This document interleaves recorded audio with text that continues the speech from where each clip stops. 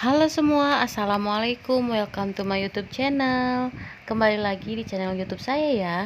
Nah, di video kali ini, di kesempatan video kali ini, pokoknya saya mau share-share atau mau sharing gitu tentang anggaran keuangan gitu ya. Kebetulan ini ada request lagi dari salah satu subscriber saya. Nah, nanti saya tampilin ya gimana requestannya atau gimana komennya.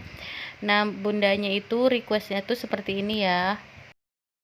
Nah, jadi Bunda Vika Haryani jadi minta tolong bikinin cara gimana sih cara mengatur uang gaji 3.300.000 per bulan dengan satu anak bayi yang masih minum susu formula, terus punya cicilan juga Rp300.000. Jadi tiap bulannya itu katanya sih selalu habis. Jadi pengen tahu gimana sih tipsnya atau caranya, nanti saya mau jelasin semuanya ya. Nah, ini untuk Bunda Pika Haryani, seperti ini ya caranya. Nanti mau saya jelasin satu persatu buat teman-teman juga, mudah-mudahan ini bisa buat contoh atau buat referensi seperti itu ya.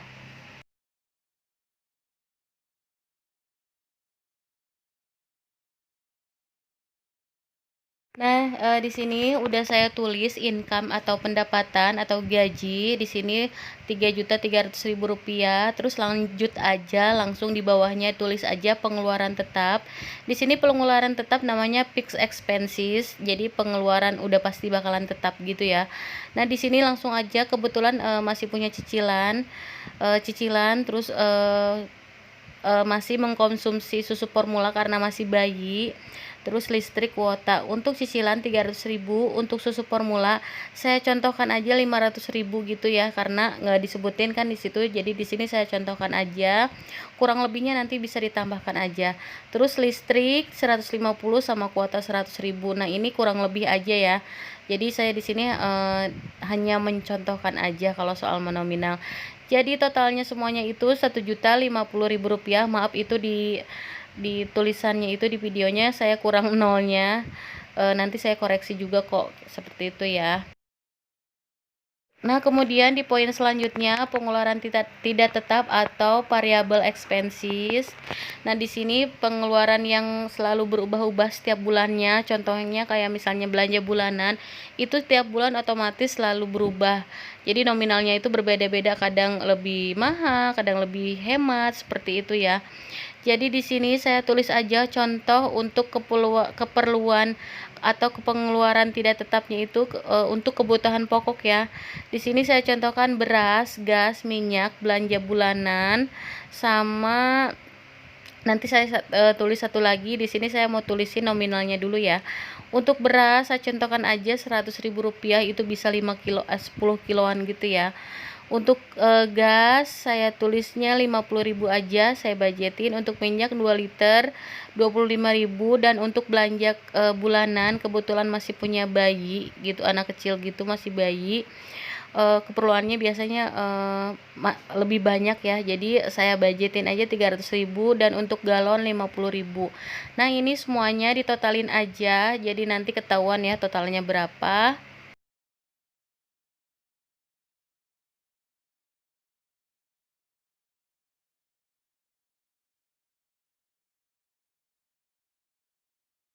Nah, di sini udah ketahuan nih totalnya itu 525.000. Nah, ini saya skip dulu ya. Nah, selanjutnya buat Bunda, usahakan di sini tulis poin yang berikutnya adalah belanja sayur atau belanja mingguan. Nah, salah satu menghemat anggaran keuangan yaitu dengan belanja mingguan, belanja sayur gitu, karena ini sangat membantu untuk menghemat keuangan gitu ya. Jadi ini belanja sayurannya ini sangat hemat banget. Bisa per minggunya itu 100.000, kalau dikalikan 4 minggu atau 1 bulan itu Rp400.000 ya.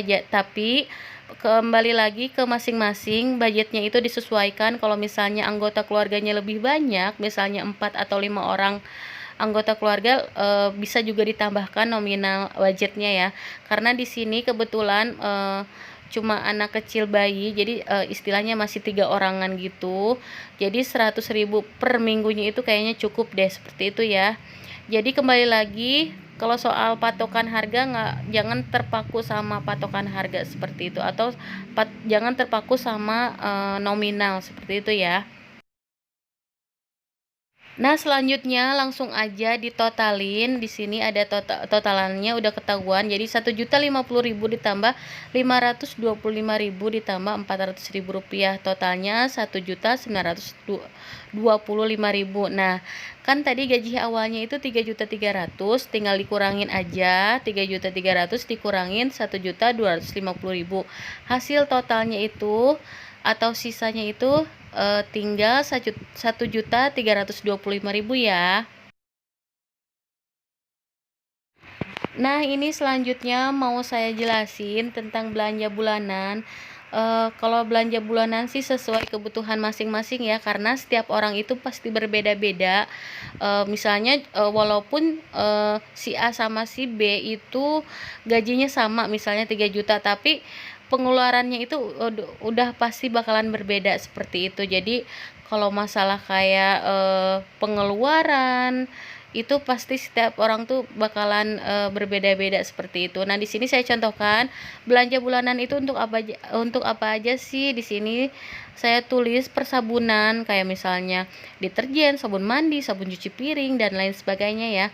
Terus di sini ada juga kayak bumbu-bumbu kering, misalnya kayak penyedap rasa, bumbu ayam dan lain sebagainya. Terus diapers atau pampers, nah ini untuk yang masih punya bayi atau balita seperti itu. Kalau misalnya anak-anaknya udah pada besar, udah pada gede seperti itu, bisa di skip ya. Nah, terus kalau misalnya masih punya anak-anak kecil, biasanya beli makanan khusus atau bikin cemilan gitu ya. Nah, itu untuk belanja bulanan kurang lebihnya seperti itu. Kemudian selanjutnya untuk belanja mingguan, di sini saya contohkan aja belanja mingguan itu untuk apa aja sih. Di sini bisa untuk lauk pauk atau protein hewani gitu ya. Terus protein nabati, bisa untuk sayuran, buah-buahan atau bumbu-bumbu basah. Bumbu-bumbu basah itu misalnya cabai giling gitu, seperti itu, bumbu-bumbu yang udah digiling seperti itu ya. Nah, itu udah saya jelasin tentang belanja bulanan dan belanja mingguan apa aja. Mungkin teman-teman atau bunda-bunda di rumah udah pada tahu ya, udah pada paham. Itu semua udah pasti bakalan ada di rumah seperti itu. Nah, di sini udah saya tulisin, kan tadi sisanya itu 1.325.000. Nah, ini untuk apa? Nah, ini sisanya itu masih banyak juga, masih banyak banget. Jadi kalau misalnya masih kebingungan untuk apa, di sini saya mau jelasin aja, mau langsung saya tulis aja. Jadi sisihin aja untuk nabung 500.000 rupiah, terus untuk uang saku suami atau uang bensin, uang jaga-jaga, uang bisa juga uang makan. Tapi kalau misalnya untuk suami lebih baik bawa makan dari rumah ya, bawa bekal seperti itu, dijamin lebih hemat dan lebih sehat juga seperti itu. Nah, langsung aja ditotalin 500.000 rupiah ditambah 325.000, totalnya itu 825.000. Nah, otomatis sisanya itu tinggal 500.000 rupiah ya. Nah, ini 500.000 rupiah itu istilahnya udah bersih, tapi ini jangan dikemana-manain gitu. Jadi ini untuk disimpan aja, atau untuk apa, simpanan atau untuk uang jaga-jaga seperti itu.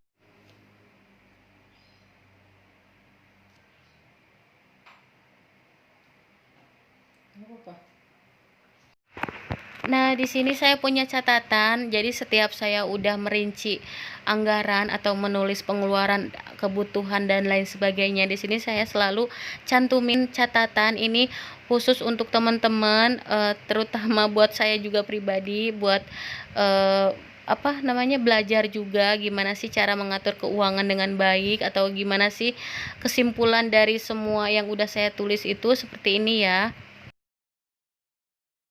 Jadi kesimpulannya itu intinya dengan pengeluaran atau dengan apa namanya, pendapatan gaji yang 3.300.000 rupiah itu, jadi kita masih bisa nabung, terus sisanya juga masih banyak. Yang penting kita bisa menghemat aja, memilah-milih apa yang harus segera apa nama, dibayarkan, apa yang harus ditabung, mana yang harus ditabung, seperti itu ya. Jadi harus pintar memilah-milih lah, seperti itu intinya. Nah, berikutnya, catatan berikutnya, jadi gunanya uang simpanan itu untuk apa sih? Kalau misalnya ada teman-teman yang nanya. Nah, uang simpanan itu untuk kayak uang cadangan juga, uang jaga-jaga juga. Jadi sewaktu-waktu misalnya ada darurat, jadi kita bisa gunakan ya. Jadi kayak kepepet-kepepet gitu. Jadi kita bisa udah adalah budgetnya seperti itu, misalnya anak sakit atau misalnya mau kondangan, pokoknya dan lain hal sebagainya seperti itu. Jadi kita udah punya kayak uang uang apa ya yang udah tersedia lah seperti itu ya. Nah, jadi untuk Bunda Pika Haryani, jadi seperti ini ya anggarannya. Jadi ini saya contohkan aja. Mudah-mudahan bisa dimengerti, mudah-mudahan bisa bermanfaat juga. Terus buat teman-teman juga ini mudah-mudahan bisa jadi kayak apa ya contoh aja seperti itu. Oke teman-teman, sekian dulu video dari saya, mudah-mudahan bisa bermanfaat dan mohon maaf kalau misalnya video-video saya itu masih banyak kekurangan atau masih banyak kesalahan. Oke, sekian ya teman-teman. Wassalamualaikum warahmatullahi wabarakatuh. Sampai jumpa lagi di video selanjutnya. Bye bye.